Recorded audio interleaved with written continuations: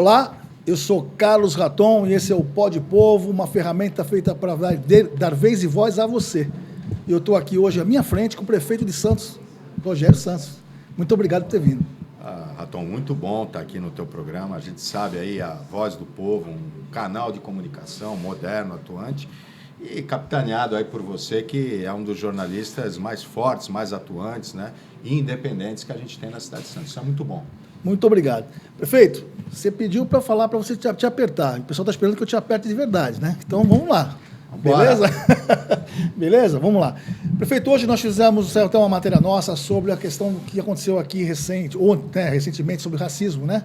Um conselheiro municipal de saúde teria sido vítima de racismo numa reunião do conselho. A prefeitura já respondeu sobre isso, parece que já abriu uma sindicância para apurar, e eu quero saber a sua opinião sobre essa questão. O Santos tem alguns pontos de situações racistas que muito desagradáveis, né, prefeito? Então, Raton, é um assunto que até, assim, eu conheço muito bem o Silas, é um cara atuante, é um cara uma pessoa muito dócil, assim, né, muito educada, e conheço também a servidora em questão, que é uma pessoa que briga pelo SUS, né? E quando você briga pelo SUS, você tem essa visão humana e não combina tudo isso que aconteceu, né? A gente vai apurar, abrimos a sindicância, né? E a gente não aceita, né? Eu acho que um dos governos que mais abriu frentes em relação a fundos municipais para que seja utilizado pelos conselhos de várias ações, desde da pessoa com deficiência, do idoso. Eu criei a coordenadoria da desigualdade racial, a coordenadoria da diversidade sexual. Santos é uma cidade que não pode ter preconceitos. É uma cidade portuária, é uma cidade muito bem resolvida, existe, a gente, né, não pode... mas as políticas públicas aqui em Santos são muito fortes, né? A gente tem mais de 30 conselhos atuantes e a gente não aceita esse tipo de situação. Então, vou aguardar a apuração. É muito estranho. Conhecendo o Silas e conhecendo a servidora, é um fato muito estranho. Espero que tudo não passe de um mal entendido e que tudo isso seja resolvido, porque a gente não admite esse tipo de situação. Perfeito. Um assunto que eu gostaria muito de tratar com você é a questão dos incêndios que acontecem geralmente nas palafitas. Santos passou por um recente agora, foi muito complicado, foi feita até uma coletiva de imprensa para falar sobre a questão. Hoje, nós temos 26 mil moradores em vulnerabilidade aqui em Santos, né? E desde 2015, prefeito, existe que estão sem núcleos de comunitários de defesa civil. O que são esses núcleos? A defesa civil preparava a população, treinava a população para, em caso, né, de começo de incêndio, saber como agir. Isso foi desativado desde 2015. Não sei se o senhor está sabendo, se não está, o que pode ser feito para que isso volte a funcionar? Existe. Eu estive ali bem no momento do incêndio, né? Foi um incêndio muito espalhado pelo vento que tinha naquele local. O vento mudava de direção a todo momento e a população agindo de maneira treinada, né? Quanto mais a gente treinar, melhor. De vez em quando a gente faz treinamento, sim, com brigadas nas comunidades, a interlocução que a gente faz com as comunidades. Mas o fato é que a gente tem que resolver as questões habitacionais, né? A gente tem ali o DIC da Vila Gilda, nós temos também no São Manuel as palafitas, tem outras cidades da região, e a gente sabe a dificuldade que o poder público tem em qualquer cidade, né, em manter essas áreas sob controle, né? Você retira as pessoas e há uma nova invasão. A gente teve aí um incêndio no Butantã e no Mangue Seco, conseguimos controlar, por quê? Fizemos a Avenida Beira Rio. Então, está lá o controle. E o que a gente vai fazer agora? A gente já vem trabalhando com o projeto do Parque Palafitas, porque qual é a estratégia da prefeitura? É a realocação das pessoas para outros conjuntos habitacionais. Então, o incêndio de 2015, 2017, 2018 e 2020 foram todos atendidos no Tancredo. Sim. Né? Então, o que tinha de aluguel social foi zerado, agora surge a nova demanda com esse novo incêndio, e foi o maior conjunto habitacional construído nos últimos 40 anos. Começou, só que demorou muito, começou com o prefeito Papa, junto com o prefeito Tércio, de São Vicente, fizeram uma divisão de um terreno que pertencia à Prefeitura de Santos. A Prefeitura de Santos construiu 4 escolas, uma policlínica e reformou a que já existia. Só que você vê quanto tempo se passou para que E quantas mudanças de governo federal, governo do Estado, o governo do Estado nem teve uma continuidade, mas o governo federal principalmente. Vem o PAC Habitação, depois o Minha Casa Minha Vida, depois é o Casa Verde e Amarela, volta o Minha Casa Minha Vida, enfim. E tudo isso causa confusão. E o poder público municipal depende do Estado e do governo federal para fazer. Então, a gente entrega o Tancredo, custo zero, para a população que foi para lá, não pagou nada, nem na entrada, nem nada, custo zero.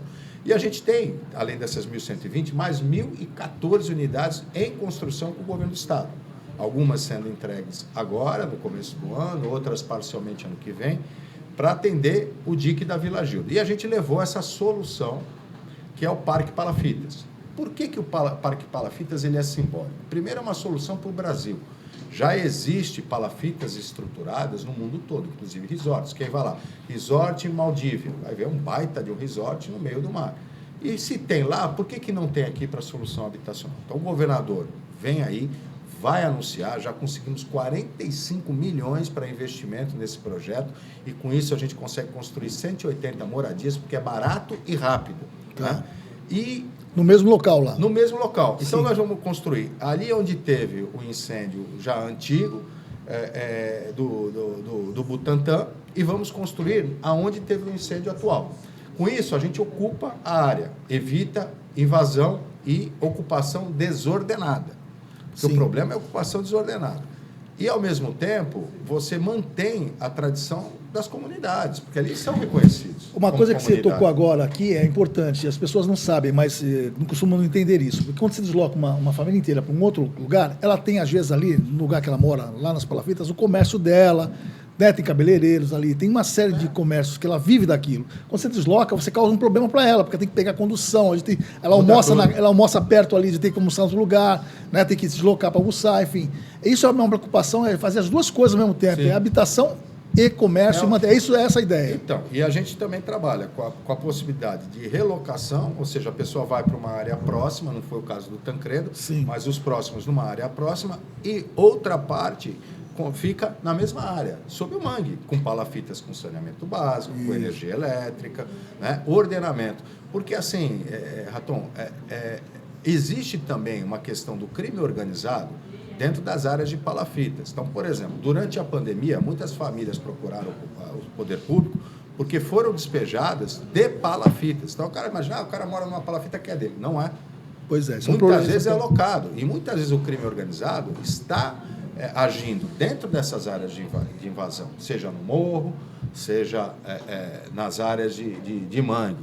Então, é importante ordenar o território, é importante dar dignidade para as pessoas e a gente tem que fazer as duas coisas. Ah, prefeito, por que não constrói tudo casa do Parque Palafita? Porque não cabe tudo que tem lá. Então, você reloca, até porque muita gente não quer morar lá, outras gostam, outras querem, né? Tem uma tradição. Então, é um projeto simbólico que depois vai servir para Belém, vai servir para outras localidades ribeirinhas, onde existem palafitas e que tem tragédias no Brasil todo.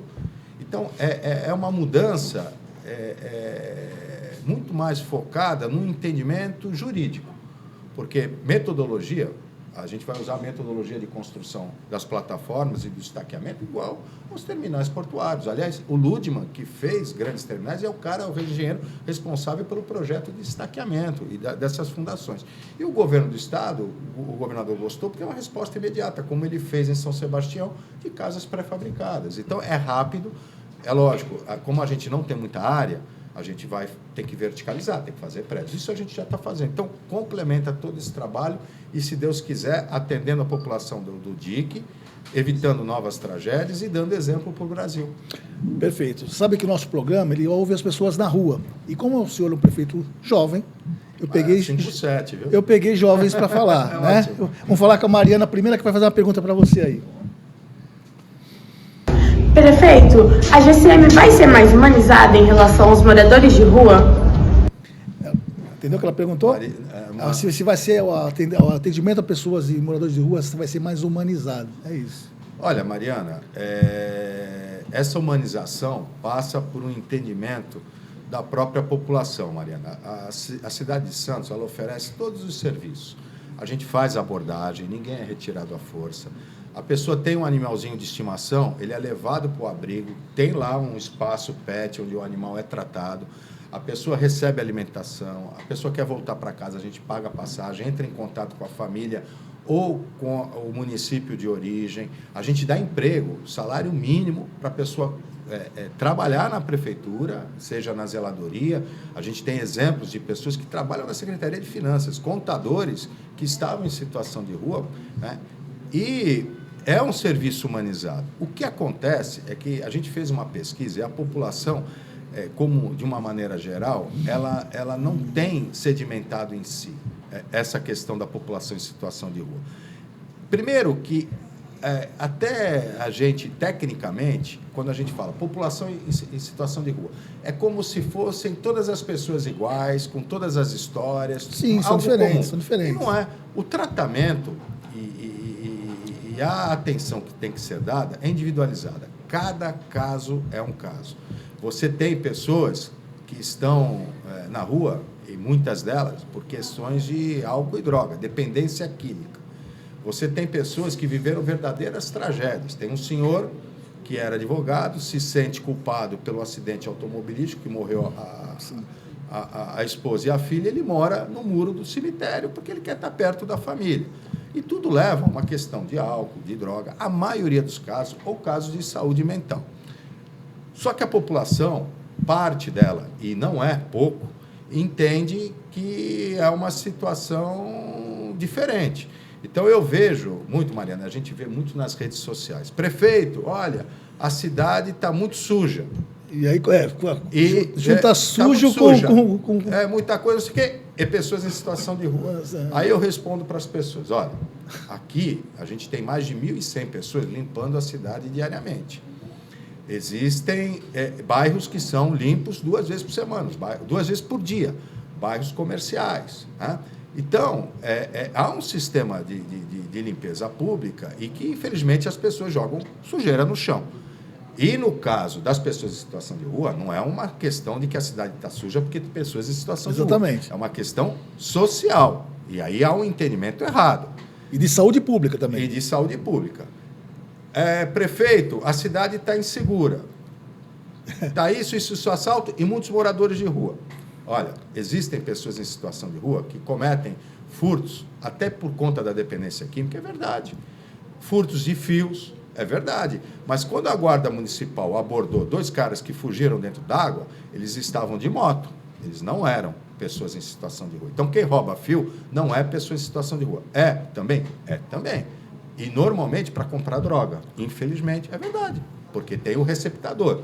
Bom, como é que a gente resolve a questão da criminalidade? No Brasil, ninguém é preso. Nem o colarinho branco, né? Nem o cara que rouba a correntinha, né? Minha filha me mandou, pai, estou mandando aqui na rede social o cara que roubou uma correntinha de um turista. Aí eu falei para ela, filha, ele já foi preso, porém ele já está solto, porque ninguém fica preso, né? Se a gente não mudar o Código Penal, não vai resolver. E o Código Penal tem que servir para todos, para o cara do colarinho branco e para o cara da correntinha. Então, a população muitas vezes confunde a criminalidade e sujeira, zeladoria, com pessoas em situação de rua. E jamais pode ser feito isso. Existe uma desconformidade, muitas vezes, do que a gente acha uma postura correta? Existe.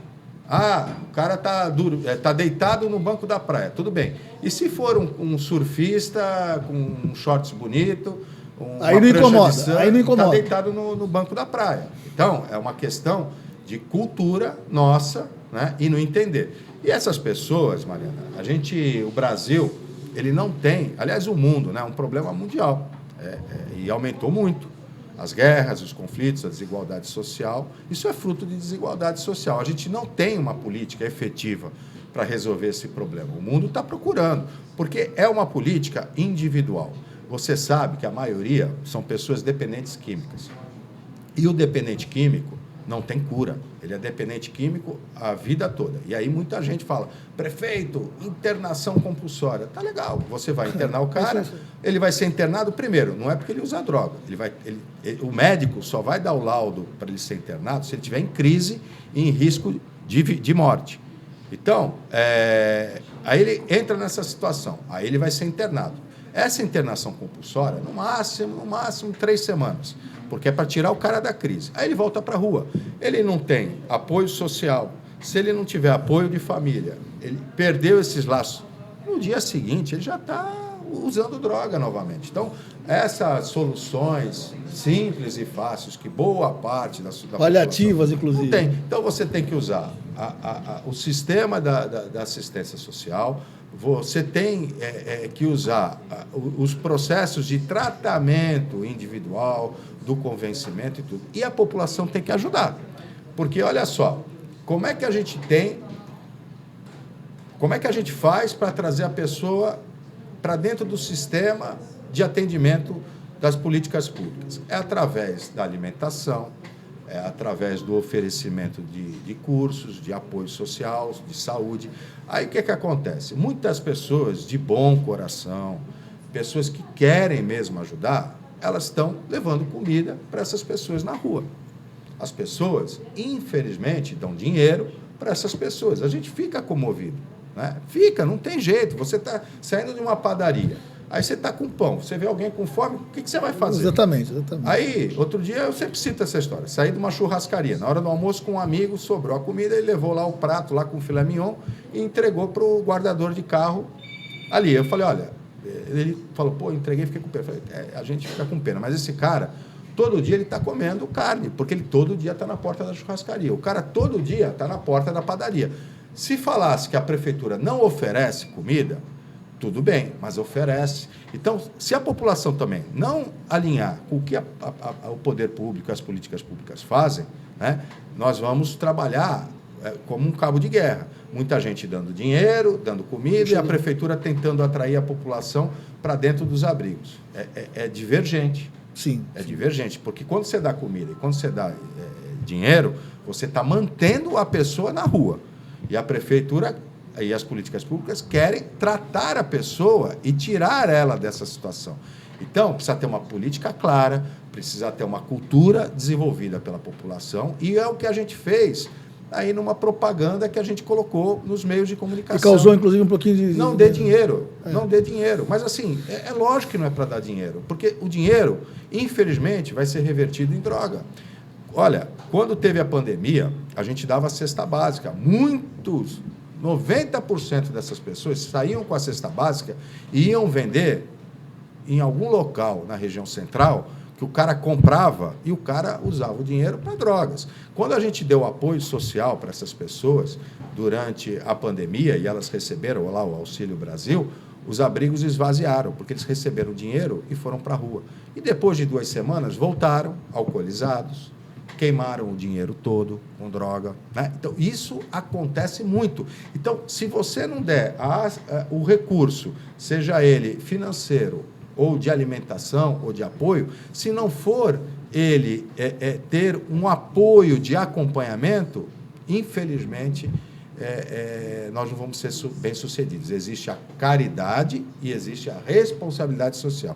O que a prefeitura faz é responsabilidade social. Prefeito, ainda nesse assunto, o problema que a gente percebe bastante é uma falta, acho que, de comunicação da Guarda Municipal, né? A Guarda Municipal continua, embora negue o tempo todo, continua fazendo abordagens que a gente acha, eu já percebi, já vi, já filmei, né? Abordagens às vezes muito complicadas, né? Por exemplo, de pegar os pertences das pessoas e jogar no carro da Terracom, que acompanha, inclusive, na matéria que nós fizemos recente novamente, quando foi o lançamento dos novos equipamentos para guardas, armamento, um guarda me ligou e falou, olha, Tom, continua, os carros novos são bacanas, mas vamos continuar acompanhando o carro da Terracom, jogando os pertences das pessoas de rua nos carros de lixo. Isso eu queria que o senhor falasse sobre isso. Aquela região do mercado é um problema do pessoal que mora lá e vai ter uma reformulação no mercado. Como é que vai ser esse pessoal? Pessoas em situação de rua que não vão morar, que vão ficar lá, né? Já tem alguma coisa pensada nesse sentido. E eu vou botar aqui a Clara para falar outro assunto que também é relacionado à guarda, para emendar, que é a questão que fazem com as pessoas, os artistas de rua. Inclusive, tem uma audiência recente falando sobre isso. Como é que a guarda lida com o pessoal de artistas de rua, que a gente confunde. Também reclamações também do munícipe, e eles não entendem que a pessoa está sobrevivendo. Então, vou chamar aqui a Clara para ela fazer uma pergunta para você. Prefeito, a guarda não tem mais o que fazer além de abordar os artistas de rua? Se a guarda não tem mais o que fazer do que abordar os artistas de rua. Então, o que acontece, né? A pergunta sua e a pergunta da Clara, né? População em situação de rua. A gente governa para todos, né? A orientação que a Guarda tem, jurídica, se tiver qualquer material, e nessa abordagem com a terra... Primeiro que a Guarda Municipal não é para fazer abordagem população de rua. Exato. Ela só faz diante de alguma denúncia. Ponto. Sim. O que faz rotineiramente, de maneira recorrente, rotineiramente, sim, é a abordagem social e o consultório para a população de rua, né? Essa é a política que se tem. O que acontece nesse recolhimento de material? A gente governa para toda a cidade. É lógico que para um comerciante, um colchão jogado no meio da rua atrapalha. É lógico que qualquer coisa, sujeira, que esteja fora da lixeira, atrapalha. É lógico que uma mochila no meio da rua pode ser um monte de coisa, né? A orientação que a Guarda tem não se recolhe nada que esteja em pertence de alguém. Agora, se você tiver uma mochila, como eu já vi, por exemplo, 6 da manhã, às vezes eu vou andar na praia. Eu vejo no jardim da praia uma mochila embaixo da árvore e ninguém por perto. Eu vejo cobertores jogados na areia, eu vejo cobertores jogados num banco, eu vejo um cobertor na esquina e sem ninguém por perto. Como a gente reclama com as pessoas de não jogar lixo no local ou jogarem móveis fora do catatreco, a gente reclama de todos. É o que eu falo. A gente não pode reclamar da pessoa em situação de rua que está deitada no banco, se a gente não reclama do surfista que está todo arrumadinho, deitado no banco. Mas a gente também não admite que pessoas joguem móveis na esquina, sim, ou carrinheiros que muitas vezes são contratados para jogar entulho na esquina e jogam. A gente também não admite que pessoas, sejam elas que qualquer, joguem colchão, que pode ser de uma pessoa em situação de rua, como pode ser um morador. Aliás, se a pessoa em situação de rua tem um colchão, é porque algum morador jogou um colchão de maneira inadequada. Então, a Guarda, junto com a Secretaria de Serviços Públicos, ela recolhe quando não tem ninguém por perto.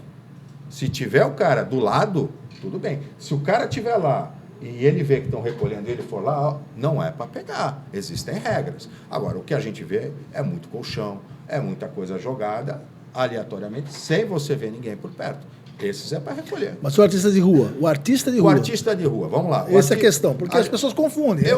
A pessoa se incomoda com o cara que está fazendo. Então, acontece muito no shopping ali do Gonzaga. Eu trabalho há 10 anos na prefeitura, antes como secretário de governo, agora como prefeito.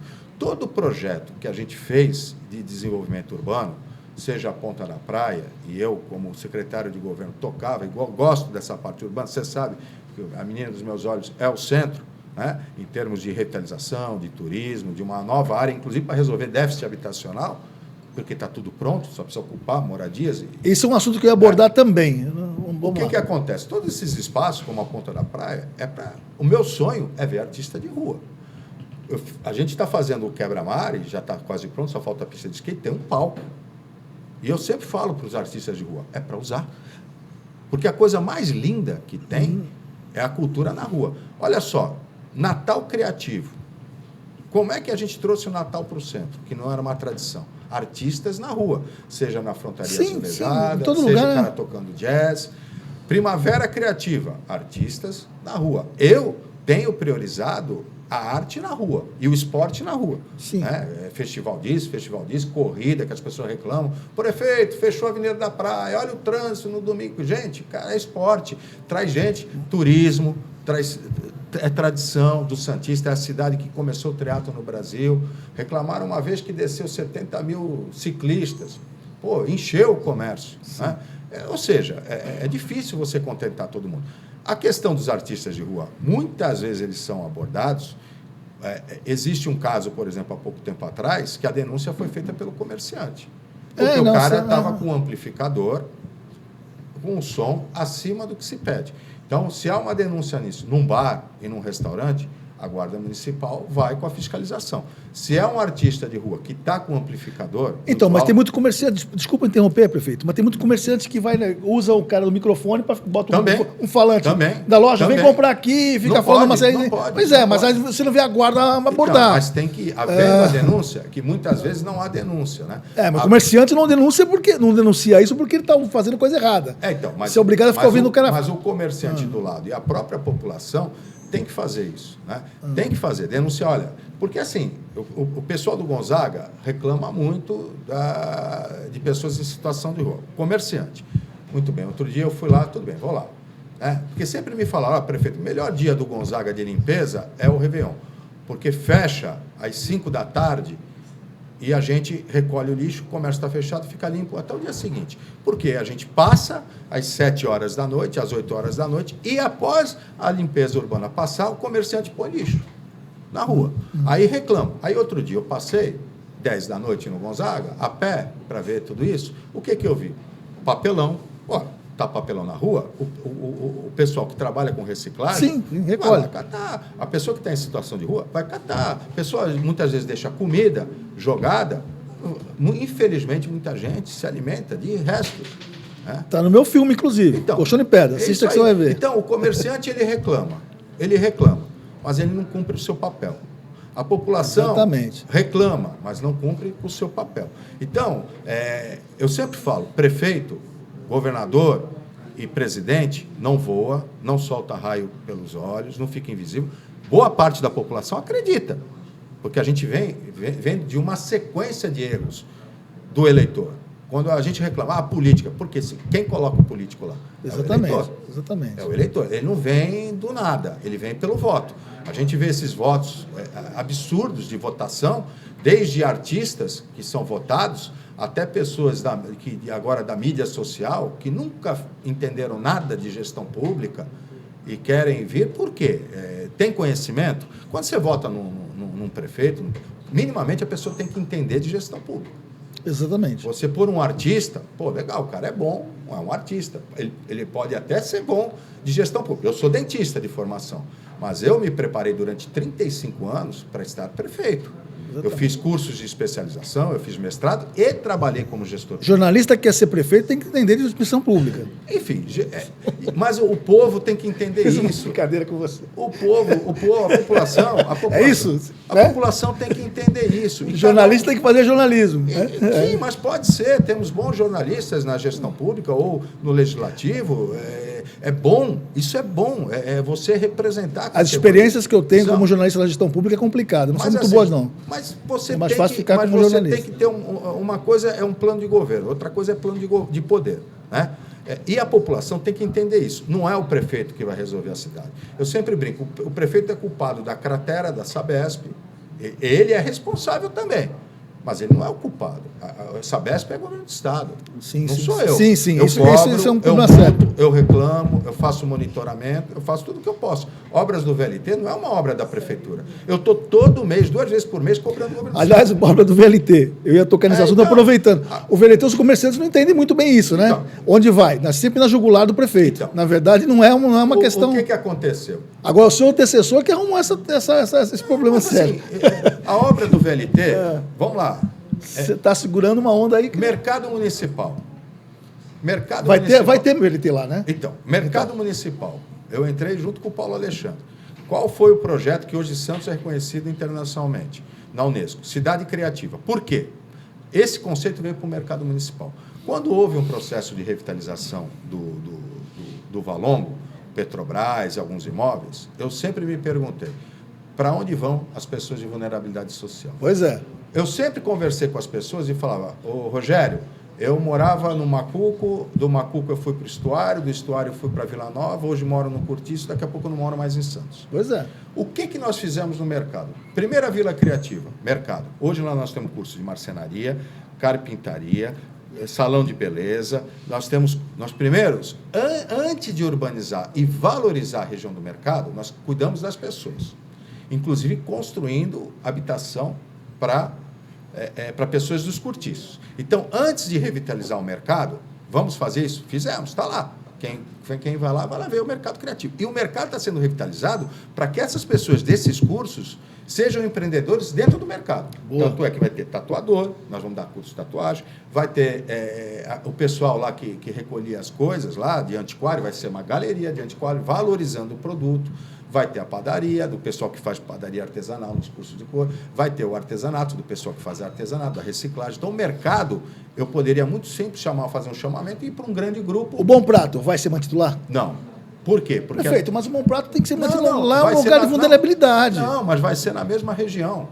Por Tá. quê? Nós temos ali, o que eu quero hoje, qual é o conceito de urbanismo? Você juntar no mesmo espaço pessoas de vários níveis de escolaridade e de vários níveis de classe social. O jovem hoje, ele é muito mais aberto. O jovem, hoje, ele aceita muito mais a diferença do que o pessoal de 35 anos para frente. Hoje, a juventude ela tem uma outra cabeça. Graças a Deus. Não é o cara que quer o automóvel, o carrão, não é o cara que quer gastar gasolina numa arrancada, não. Né? Existe. Mas hoje o jovem ele tem essa visão. Então, a gente pensa no mercado, no espaço para jovens. Além disso, nós temos um baita de um potencial, que são as catraias. Turístico. Isso é outro problema também, Turístico, prefeito, que inclusive da passarela, mas fala que a gente vai resolver. Agora, ali, onde está o Bom Prato, do lado tem uma escola. Qual é o nível de matrícula da Maria Helena Roxo? 50%. Sabe por quê? Porque os pais não querem levar os filhos na hora do almoço com a fila que se forma no Bom Prato. Santista, meu Deus. Mas assim, sabe qual é o problema? Tem os dois lados. Há também algumas questões de comportamento que não são as mais adequadas. Eu falo santista, prefeito, desculpa interromper, porque eu sou santista de nascença. Mas olha só, é difícil Raton, lidar com você isso. está levando o teu filho, uma criança de 6, 7 anos. Está uma pessoa extremamente drogada na fila do Bom Prato. Não está drogada, prefeito, desculpa. Tem, pode ter um ou outro, mas... Raton, eu vou lá. Também, cansei pessoa extremamente alcoolizada vem, pega no meu braço, me dá dinheiro, me não sei o quê. Pessoas, muitas vezes, de forma quase seminu, porque são pessoas que estão numa situação de dependência química. Fato ou não, independente da visão de cada um, há uma ausência de matrículas no Maria Helena Roxo. Tá, tudo bem. Por conta da fila do Bom Prato. A gente sabe, são pessoas vulneráveis. Tem trabalhadores ali que usam o Bom Prato, muitos. Agora, nós estamos ali numa região de muita dependência química. O que nós vamos fazer? Aproveitando o potencial econômico de revitalização e geração de emprego para as pessoas que moram na Vila Nova, nós estamos adquirindo um imóvel que agora está um problema de discussão. Você sabe, a cooperativa CAC era uma massa falida e ninguém conseguia comprar. Bom, foi leiloado, foi comprado por uma pessoa. E agora eu consegui, através de uma parceria com uma empresa, que venda esse imóvel para a prefeitura e a gente vai construir ali não só moradia para pessoas em situação de rua, mas o Bom Prato ampliado. Onde é que é essa local, mais ou menos, você falou? Ali no canal, 2 quadras, 2 quadras do Bom Prato. É o mesmo local. Nós só vamos tirar por conta do potencial turístico das barquinhas. Né? Sim. E também aquela rua ali no meio, entre o Bom Prato, entre o mercado e as vilas criativas, aquela rua ali, como passa pouco carro, ali virou uma Cracolândia. Sim. Ali nós vamos desviar o trânsito, então em frente ao mercado só vai passar o VLT e ali vai passar automóvel. Com o movimento de automóvel você diminui, mas você quer fazer com que as pessoas se direcionem a programas sociais. Então, nesse local vai ter moradia, a primeira moradia para pessoas em situação de rua. Você vai ter o Bom Prato e você vai ter oficinas de cursos. Então, vai ser um prédio em que te dou comida, te dou alimentação, você pode tomar banho, moradia, atrair a pessoa para o curso.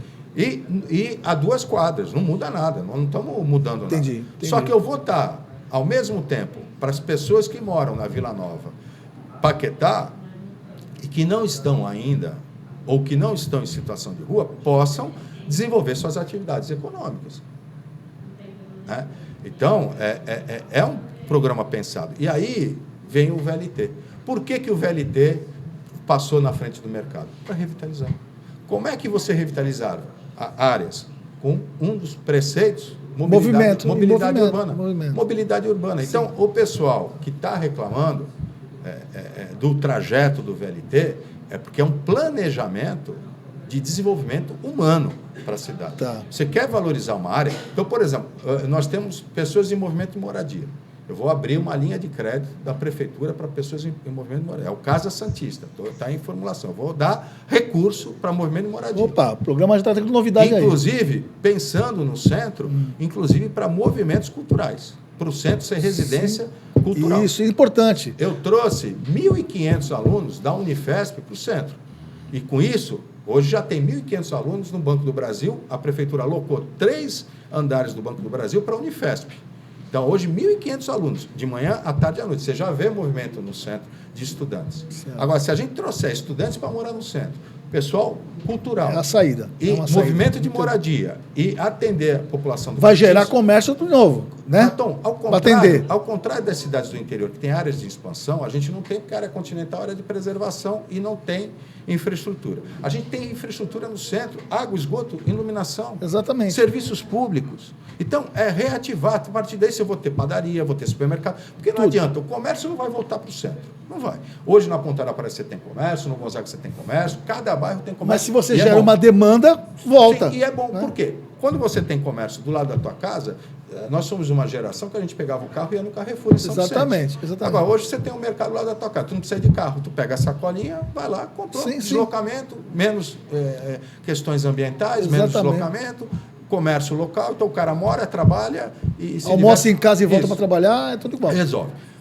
Se a gente pegar a região central e habitação, um dos projetos que eu tenho, que eu estou brigando para acontecer junto com o governo do Estado, hospedaria dos imigrantes. Bom, qualquer hora vai cair na cabeça de alguém aquilo lá. Olha qual é o projeto que eu tenho. E projeto que está em andamento, só que não depende só de mim. Porque os governos anteriores enrolaram com aquilo, né? Aquilo era do Estado, da União, é da União, que está com o Estado. Por que eu cheguei para o Estado? Eu tenho um projeto habitacional para a região central, inclusive passando o VLT. Então, eu vou ter acesso ao centro de mobilidade urbana, vou ter facilidades. Troquei toda a iluminação do centro para o LED, estou melhorando. Estou fazendo todo o dinheiro do DAD está vindo para revitalizar o centro. Estou fazendo o centro em todas as áreas. E conjuntos habitacionais. Eu estive com o governador semana passada conversando sobre o projeto da Samara, o 1 e o 2. Sim. O projeto... Oh, meu Deus, fugiu. O Vanguarda. Tá. Qual é o problema do Vanguarda? A gente já resolveu o 2, que é o que está em andamento. O 1 está cru. Só que para algum construtor, porque mudou o sistema, não vai ser mais cooperativa, mas vai atender pessoas do cortiço. O cooperativismo ali não funcionou, você sabe, há anos empacou por dificuldades técnicas das próprias cooperativas. Então, nós vamos fazer o Vanguarda 1 e 2. Mas para o cara que constrói habitação popular, fazer o 2, ele precisa do 1, porque senão a conta não fecha. Então, nós estamos brigando para sair o Vanguarda. Então, muita coisa está acontecendo. E aí... O que eu penso para a hospedaria dos imigrantes? Os projetos que tinham antes, nós vamos refazer, né, restaurar. É um prédio que foi feito em 1900 e bolinha. Ele não serve mais. Ele não serve para uma FATEC. Ele não serve. Tem um problema ainda de... Contaminação. Isso então, tem... O que eu propus? Se a gente está fazendo um núcleo ali, habitação, por que ali não seria um belo de um parque para a população? Então, você seria... Vamos lá, entre aspas, gente, pelo amor de Deus, não estou comparando a hospedaria com o Coliseu. O Coliseu não é em ruínas? Vamos falar sobre isso, já. O Coliseu não é em ruínas? Sim. E ele não está sendo restaurado aos poucos? Vamos restaurar o entorno, o muro da hospedaria e a fachada, que é linda. Exatamente. Vamos revitalizar a calçada e pôr iluminação cenográfica. E lá dentro, está com o governo do Estado esse projeto. Eu levei para o governador. Lá dentro, quadra de futebol, quadra de basquete, um jardim, reflorestar e um pequeno espaço revitalizado para uma memória do imigrante. Pronto. Né? Então, você resolveu, você não precisa reconstruir exatamente, o prédio. Então, mas isso demanda recurso, isso é da União, está com o Estado. E eu não quero trazer o problema todo para o município, porque isso é muito caro. Sim. Então, eu quero que isso seja feito com parceria do município, com o Estado e com o governo federal. Cada um divide uma parte. Entendeu? Porque eu podia chegar, me dá hospedaria. Eu não consigo. Discurso é bom. O problema é achar recursos. Já que vocês tocou no assunto do Coliseu, eu tenho uma pergunta que eu ia fazer para você. Coliseu é um problema sério, né? Grave. Você já pensou em fazer auditoria nos governos anteriores para resolver essa questão do Coliseu? Porque a gente não aguenta mais o município, o Estado, enfim, o governo federal ficar gastando dinheiro no Coliseu e toda hora tem que fazer reforma. O que você pretende fazer para o Coliseu para dar fim a isso? Porque é um problema que não começou com o seu governo, eu entendo. Mas se vai ser o Rogério Santos, o governo que vai acabar com esse negócio do Coliseu, definitivamente vai reformar aquilo, fazer aquilo funcionar. Olha, porque é difícil. É difícil. A gente tinha pactuado com uma empresa do Rio de Janeiro, uma grande empresa, Lei Rouanet. Só que acabou não acontecendo. Bom, e aí você faz toda uma programação. Bom, o Coliseu, eu vou pegar recursos volumosos do próximo dado. A reunião, até demorei, Raton, porque eu estava falando sobre o Coliseu, coincidentemente, não só sobre o Coliseu, mas o Coliseu eu preciso urgentemente, para reabrir ele, pelo menos parcialmente, por 100 anos no ano que vem, eu preciso fazer um novo urdimento, eu preciso trocar todas as cortinas, toda a parte cenográfica, e só isso custa 20 milhões. Meu Deus do céu. Só isso. Para eu pôr o Coliseu totalmente do jeito que a gente quer. Mas isso não teria visto nas anteriores, prefeito? Mas a gente fez agora. Teve agora uma licitação alguns anos atrás. Porque, desculpa, passou Beto Mansur, não é isso? Olha só de onde vem. Beto Mansur. Beto, Paulo e agora Rogério. Então, o que aconteceu? Estava tendo uma obra. Aí vem a famigerada lei de licitação. As empresas mergulham, é uma empresa especializada, que ela tem que ser em restauro. Começou a obra e, olha, surgiu algo que não se esperava, de estrutural. Que é a mesma coisa com aquele prédio que a Procuradoria está fazendo ali do lado da Prefeitura. Ali começou uma reforma e tal, daqui a pouco escavou e tal, problema de fundação. Aí eu não posso aditar no mesmo contrato um projeto que não estava a questão de fundação, porque não se viu que tinha. Só quando você começa. Reforma. Bom, você sabe, reforma em casa. Quem já fez reforma em casa? É verdade. Custa 20 mil. Tu vai terminar essa reforma com 60 mil. E acontece. Só que você chega assim, tá bom, ó, eu tenho dinheiro, eu não tenho, vou vender meu carro. No poder público não é assim. Existe uma lei. O que foi licitado? Está dentro do escopo? Não. Bom, termina isso aqui, eu vou ter que fazer uma outra licitação. A última reforma foi isso, do Coliseu. Né? Então, a gente encerrou o contrato, licitou de novo, está fazendo.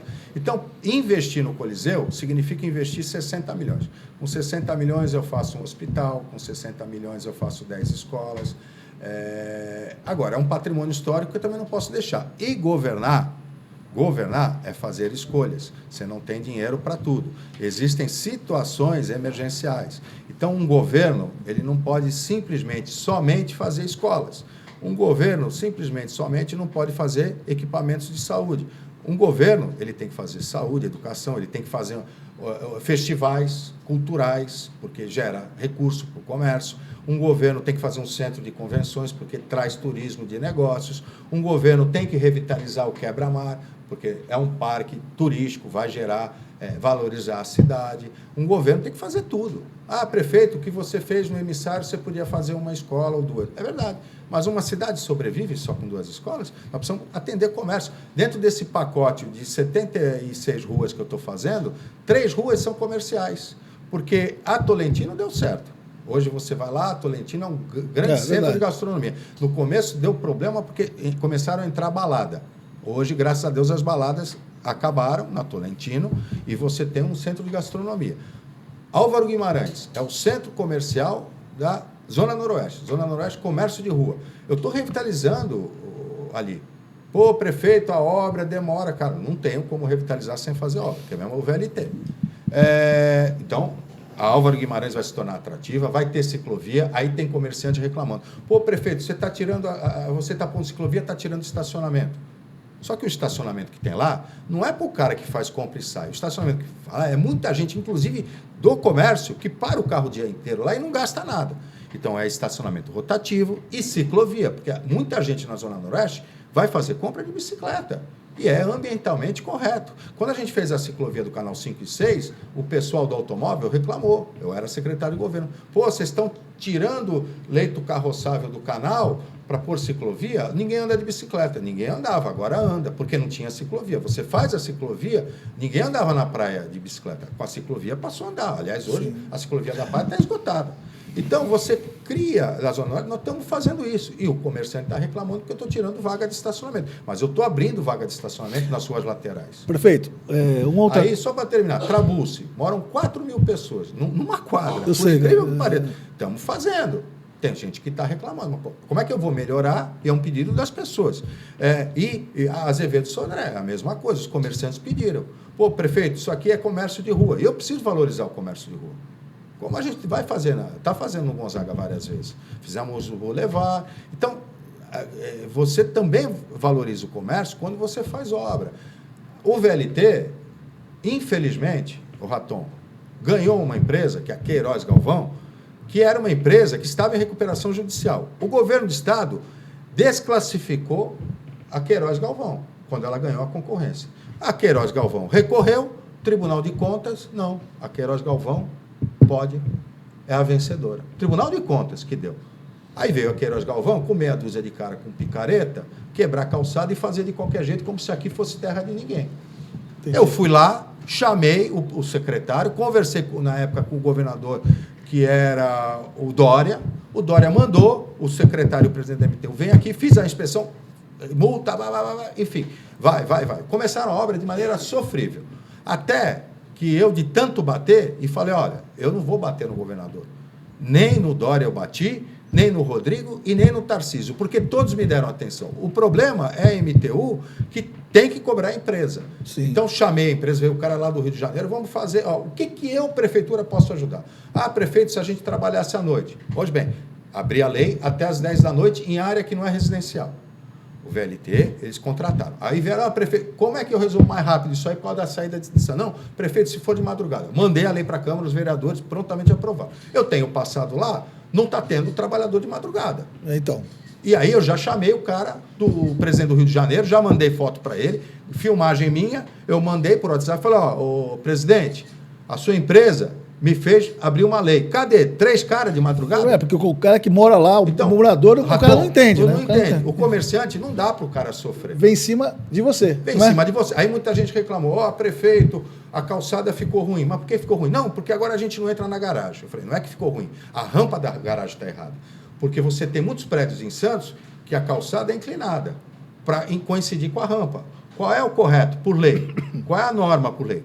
Calçada reta. Aí vem as pessoas, olha, a rampa do prédio. Gente, a rampa do prédio foi feita errada. A calçada não pode continuar inclinada.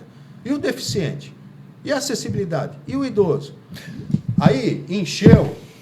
Eu não estou dizendo que a obra, a drenagem só vai ficar pronta quando tiver tudo pronto. Porque a gente podia parar a cidade inteira, como a Azevedo Sodré, mas a gente faz por etapa para não parar a cidade inteira. Então você fazia, você tinha a Campos Melo e você tinha as transversais. Você não fazia todas ao mesmo tempo para poder fluir o fluxo. Então, a drenagem não ficou pronta em tudo. Quando ficar pronta, inclusive com uma estação elevatória na bacia do mercado, você já tem ganho de drenagem. E muita gente acha, choveu e inundou. Peraí, não inundou só a Campos Melo, inundou a cidade toda.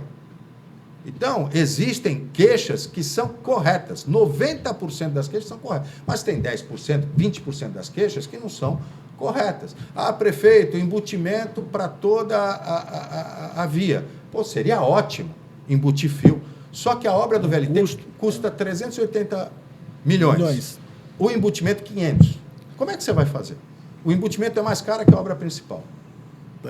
Então porque não pode embutir o fio, eu não vou fazer o VLT. Peraí, o VLT é integração metropolitana, o VLT é a solução... Mas está sendo mesmo isso? Integração metropolitana não está faltando, né, prefeito? Está faltando. Está faltando só com São Vicente e Santos. Mas vai ser. Você tem hoje um comércio muito forte em São Vicente, né, de rua, E você pode revitalizar o comércio do centro com essa interligação. Pessoas de Santos vão para São Vicente, pessoas de São Vicente vão poder vir para o centro. Pessoas que moram em São Vicente vão poder trabalhar no centro. Pessoas que vão morar no centro vão poder trabalhar em São Vicente. É entregar. Agora, o VLT precisa andar para o litoral sul, o VLT precisa do túnel submerso para chegar no litoral norte. Isso. Então, é um planejamento e as pessoas têm o imediatismo. Estava conversando hoje com uns amigos, né? Caramba, alguns secretários. Caramba, antigamente, para a gente chegar a uma obra, era um memorando.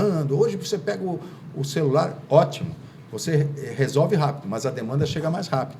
Hoje a gente sofre de crise de ansiedade, todos nós, Sim. pela exigência social que a gente tem por conta das soluções e das comunicações serem mais rápidas possível. E a exigência é maior. Então são as crises de ansiedade, então todo mundo quer o VLT pronto, todo mundo quer tudo pronto, mas assim, discurso é fácil, o difícil é recurso.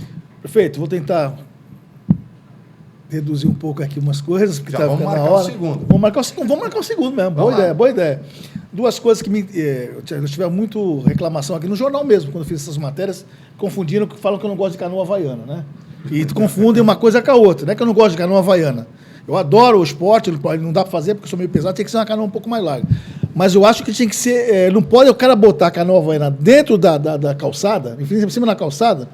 Você falou de artista de rua, ali poderia ser um bom espaço para os de rua se apresentarem. E os caras põem canoa havaiana no tempo todo ali. Vai ver a assessoria lá da Associação das Canoas reclamar. Falei, mas você não pode, a pessoa que está deitada no chão na rua, em situação de rua, a guarda manda tirar? Por que não tira as canoas?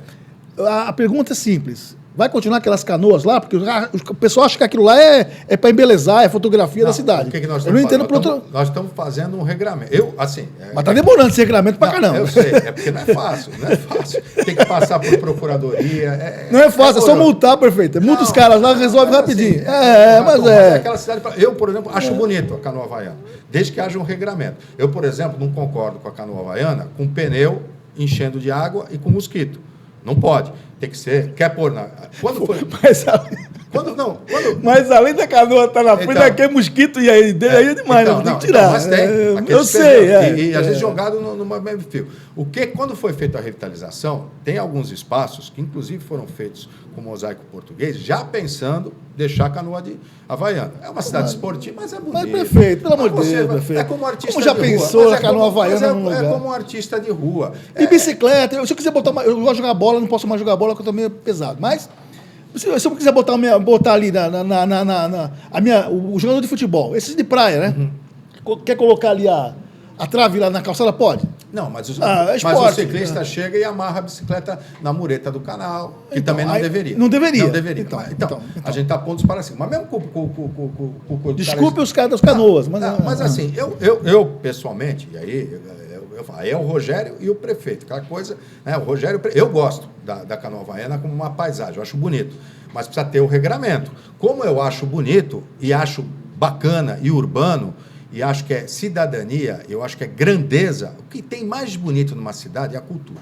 Opa, ótimo. A cultura na rua, ela valoriza, inclusive, a cultura da paz. Exatamente. Então, eu acho bonito a pessoa que está ali tocando na rua, eu acho bonito a canoa havaiana na rua, desde que haja um regramento. Então, tem que ter regramento para canoa, o artista que está ali na rua sem amplificador. Sim, lógico. Sem amplificador é bonito, lá com o violino. É lindo, que seja com uma caixinha de fósforo, o cara cantando. É bonito, desde que ele tenha a postura de um artista, ele recebe lá o valor, ele não vai ficar pedindo dinheiro, né? Isso aí é muito bacana, né? Que seja uma coisa artística mesmo também, porque também tem cara que acha que é artista e não é artista. Mas aí também a gente não pode ficar avaliando. Eu sei. Mas tem cara que de mau gosto. Né? Eu, por exemplo, odeio, e é proibido por lei, quando eu vou na praia e o cara está com uma caixa de som, ouvindo estilos de música, que não é do meu agrado, mas também não pode proibir, julgar. A praia é pública. Mas não pode ter som alto. Tá, tudo bem. Caixinhas não pode ter. Pô, tu tá ouvindo, e normalmente o cara põe lá, e ele tá ali, ele pega um raio de 10 metros, 20 metros, incomodando quem não quer ouvir música. Tá, então, tudo bem, concordo. Então, existe também o bom senso, né? Não dá para um cara ficar gritando, desafinado, com amplificador, e ele pode achar que é artista. Mas ele se acha artista, né? Não, tudo bem, mas é um conceito, mas desde que você não incomode o outro. Então, pode cantar? Pode, mas não pode usar um amplificador. Tá, beleza. Ponto. Então, a gente tem que ter essas medidas. Canoa. A Canoa tem que ter o regramento, tem que ter postura. É uma cidade esportiva, é a cidade que tem aí uma das primeiras a ter canoa havaiana. Não vejo problema nenhum, desde que não atrapalhe a mobilidade e desde que haja um regramento e que as pessoas paguem por uso do espaço público. Exatamente. Aí nós vamos para o automóvel. Quando a gente abriu a Senador Feijó, muitos comerciantes reclamaram, porque a Senador Feijó, você lembra que não andava. Era pior do que está hoje. Sim. O que foi feito no Canal 3? Proibido estacionar a tal horário. Tal Verdade. horário. Onde eu vou estacionar o meu carro? Peraí. A vaga na rua é pública, não é de um proprietário. Porque eu estaciono o meu carro toda noite. Você tem que ter garagem. Exato. Ou não tem o carro. É isso que os caras das Canoas têm que entender. Sim. Eles têm que ter garagem. Sim, mas existem locais que o estacionamento é regulamentar, onde a pessoa paga a taxa. Sim. Aí, legal. Você está lá, você paga uma taxa para o poder público, você está regrado, você não vai pôr pneu cheio de água para mosquitos, você tem que limpar a canoa todo dia, não dá para a canoa ficar enchendo de água, você tem que zelar e você tem que ter, e não atrapalhar o trânsito das pessoas que andam. E se roubarem a canoa dele... O problema é dele. O problema é dele. O problema é dele. É como uma concessão de quiosque. O cara tem um furto, é concessão pública, é um espaço público. Então, eu acho bonito. Você pode... Tem pessoa que não acha, acha feio e tal. Eu acho bonito. Como eu acho bonito o artista ali. E acho que está mal explorado a Ponta da Praia em termos de artista de rua. O meu sonho é ter. A gente põe música no aquário, lá o chorinho. A gente tem... prefeito, você não tem posto tenda na areia. Por quê? Ressaca tem destruído as tendas. Já não pode no canal 6, já não pode no 5, agora não pode no 4. Se eu tenho espaços públicos, como o aquário, se eu tenho uma concha acústica, como tem um palco agora, por que eu vou gastar dinheiro com tenda na praia? Eu quero pôr na Fonte do Sapo, eu quero pôr na Fonte do Surfista. A gente tem espaço, eu não preciso pôr tenda na areia.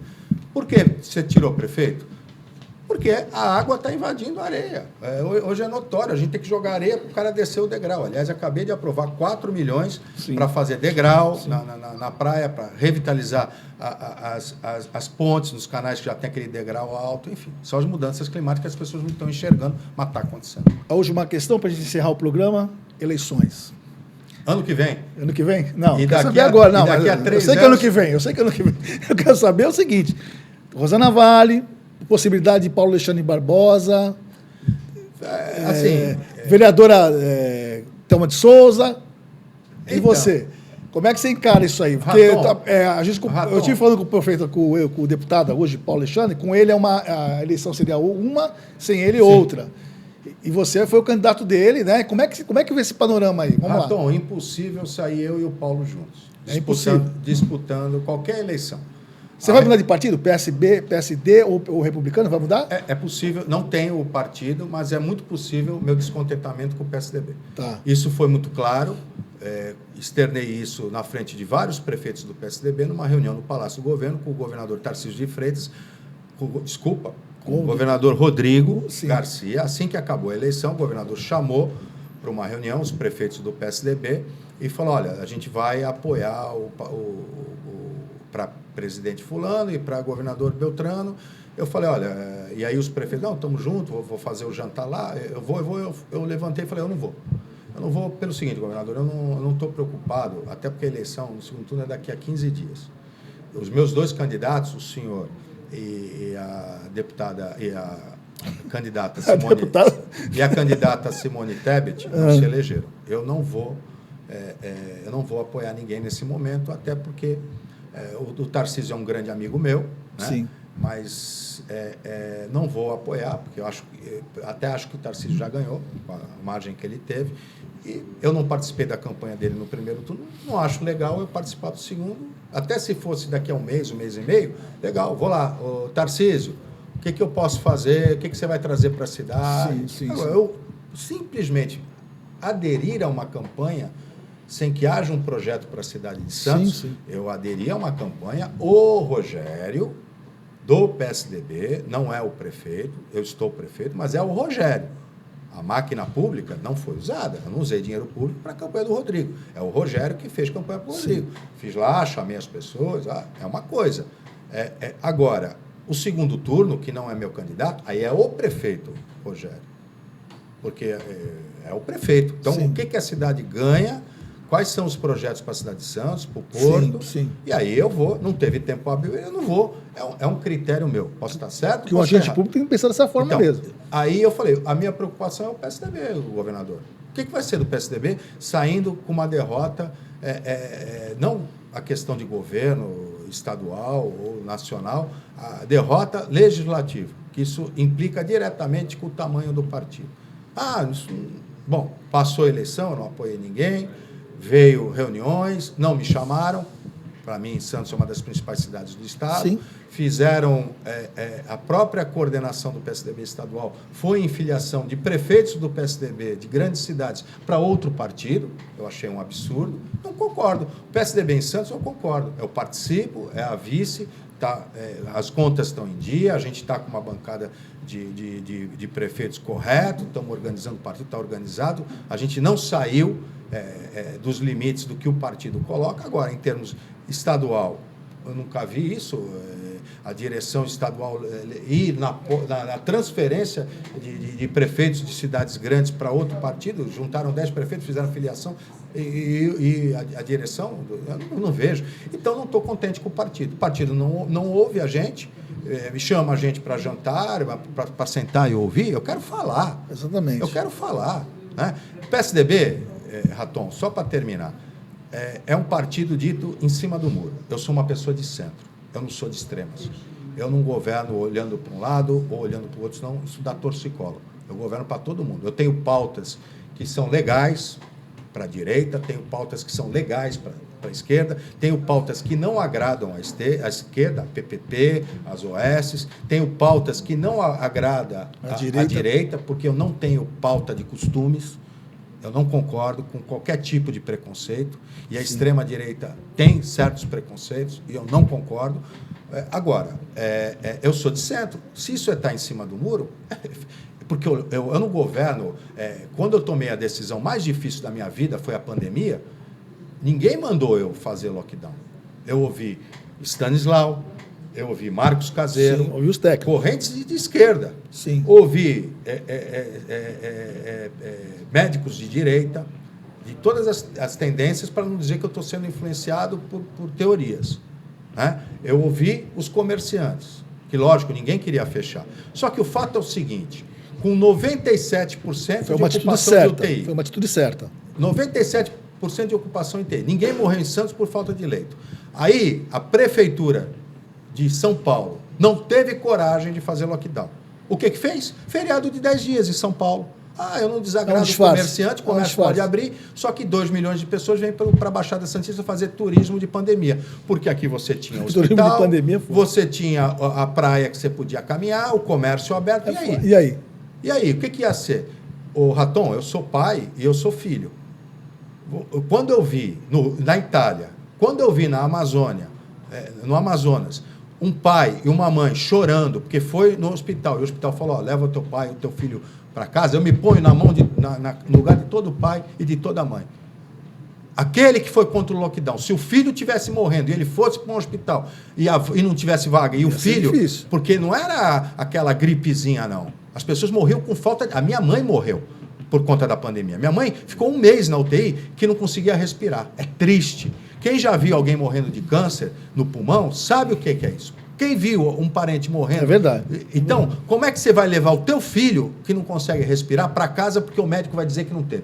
Morreu muita gente, mas ninguém morreu por falta de atendimento. E qualquer decisão fora do lockdown, não serviu de nada. Não serviu de nada em que em 13 dias nós saímos de 95% para 65%. O que explica isso? A ciência explica isso. Todos foram na Praça Independência. Muitos políticos foram lá fazer populismo.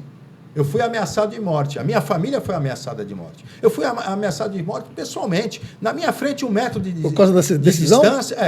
Veio um cara, e a TV Bandeirantes de São Paulo estava gravando ali no aquário, e o cara falou, se eu te der um tiro na cabeça? Eu falei, eu vou morrer e você vai preso. E a repórter, prefeito, vamos entrar. Eu falei, não, você vai entrar, você vai continuar gravando. E eu processei o cara. E quem mexeu com a minha família na rede social de maneira covarde, não comigo eu não me importo, mas quem mexeu com os meus filhos, ameaçando meus filhos, todos eles foram processados. Então, é muito fácil as pessoas... Agora, senta na cadeira do prefeito. Eu, Raton, para mim, a vida em primeiro lugar. E eu tomei essa decisão. E se eu fosse um cara que olhasse só para a direita, eu não tinha feito vacinação, eu não tinha feito lockdown naquele momento. E muitas vezes, quando tem falta de atendimento num pronto-socorro, porque o médico no plantão do Réveillon ficou doente e não tem nenhum médico doente, e não tem nenhum médico que queira dar o plantão no Réveillon, ou no Natal, ou em datas específicas, e aí eu resolvi o problema das UPAs com OS, e a OS é obrigada a se virar, e eu não posso fazer nada enquanto gestor público, porque a lei não me permite, né? Eu tenho que chamar o quadro público, e hoje eu tenho o pronto-socorro com o médico no fim de ano, nos feriados, porque eu usei a OS, eu não olhei só para a esquerda, eu olhei para as pessoas, porque a OS a esquerda é contra. Então eu governo para todos. Eu sou um cara de centro, eu governo para todos. Aliás, eu não tenho tendência política. Eu passei a minha infância com meu tio-avô almoçando todo dia. Meu tio-avô trabalhava no Partido Comunista no Rio de Janeiro, que era invadido o tempo todo e a polícia jogava apontador, jogava lápis, dizendo que era material bélico. Era de esquerda. Então, eu ouvi a história da Vila Matias, a Vila Matias que foi o berço da esquerda. O berço, no Brasil, do anarquismo foi Santos, e o meu tio-avô viveu e me contou toda essa história. Então, eu conheço o trabalho da esquerda. Como eu também vivi o momento da direita. Sim. Tem o lado bom, tem o lado ruim. Esse negócio de demonizar, não dá. E nem o negócio de achar que o cara vai resolver a tua vida é um super-herói. Então, mito, super-herói, eu não acredito. Eu acredito em pessoas heróicas. E que não precisa ser o governante. É o bombeiro que entra no incêndio, é a guarda municipal que salvou o cara ali na ponta da praia, que estava preparada para fazer os primeiros socorros. São heróis. Sim. Que fazem além do necessário. Então é isso, Raton. Não sou um cara de esquerda, não sou um cara de direita, eu governo para tudo. Eu sou um gestor público. Você sabe, eu nunca fui candidato. Sempre trabalhei com políticas públicas. A saúde, ser dentista me levou para a política pública. A política pública me fez acreditar na política, na boa política. Não existe má política, antiga política, e não existe a nova política. Porque quem diz que é nova política e vive o mundo da internet, discurso, mas na realidade, na hora de agir, existe contrassenso o tempo todo. É o mundo irreal. É aquele cara, aquele mamãe falei, que ia defender as pessoas na Ucrânia e foi na fila lá para ver as mulheres da Ucrânia e fazer... Falar aquela besteira. Então, e o cara é recordista de voto. Então, esse mundo louco da internet, que é um mundo real, eu não participo. Até tenho, e meu Instagram, tudo, mas eu não sou uma pessoa no Instagram e sou uma pessoa diferente ao vivo. Eu sou a mesma pessoa. Eu ser prefeito não me coloca numa posição melhor do que ninguém. Eu sou mais um santista. Eu sou contratado 4 anos para administrar a cidade. Vocês, jornalistas, foram fenomenais na pandemia. A Guarda Municipal foi formidável e é por isso que eu estou valorizando a Guarda Municipal. Da pandemia, quando alguém que quis dar carteirada e o cara elegantemente, de maneira preparada, treinada, elegante, falou, não, o senhor está multado. O cara jogou o papel na cara dele e ele não reagiu. Pegou o papel e agiu. Isso me dá orgulho. A cidade de Santos, eu tenho orgulho. A cidade de Santos não é feita pelo prefeito. A cidade de Santos não tem dono. Não tem dono. Não é empresário A, não é empresário B, não é o prefeito, não é o presidente da Câmara. Não tem dono. A cidade de Santos é feita por nós, cada um tem o seu papel. E Santos é forte porque é uma cidade institucionalizada. Muitas entidades, muitas instituições, muitos empresários que pensam na cidade, muita gente boa, as universidades, todos fazemos a cidade de Santos. Perfeito, com esses vários recados aí, para quem entendeu, deu para entender bastante o que ele falou aqui, né? Eu encerro o nosso Pode Povo. Confira nossas redes sociais, nossas plataformas, até o próximo, tchau.